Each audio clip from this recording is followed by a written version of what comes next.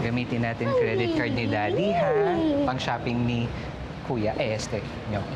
Aww, you babies are so cute. What if i-convert nyo yung sports bar nyo into a daycare center? Parang mas mag-hit pa siya pag ganun. Ano ipa-daycare ka kung nalalaman? Ikaw kaya ipa-daycare ko, ha? Feeling ko kasi nung bata ka, hindi ka naalagaan mabuti ng magulang mo. Kaya ganyan ka, masyado kang papansin. Wow, ako talaga itong papansin. Baka ikaw. Ikaw nga ito nagpipicture sa akin. Andrew, Sa... stop it.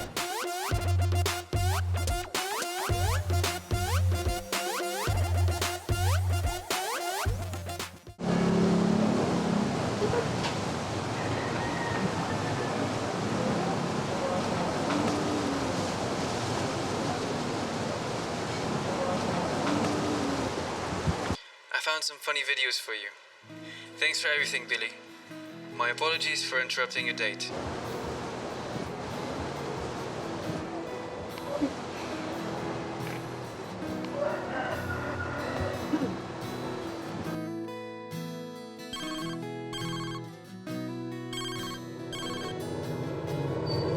Hey, Billy, did you get my message?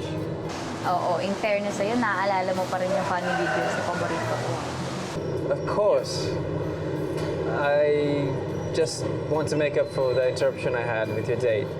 I texted Jai as well. Hindi mo na dapat ginawa yun. Kasi nung tumawag ka, nagpaalam naman ako sa kanya. Pumayag naman siya.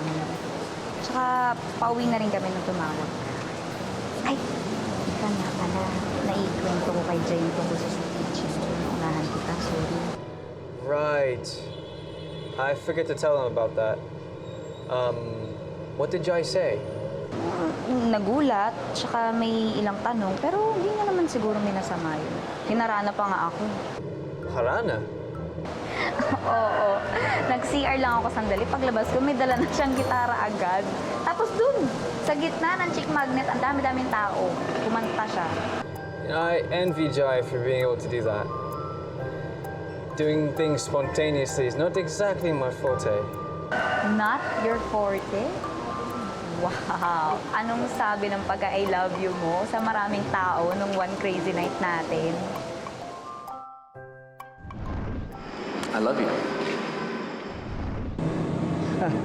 I love you. Anong sabi mo? You and I will tell the story that we're the proof of destiny.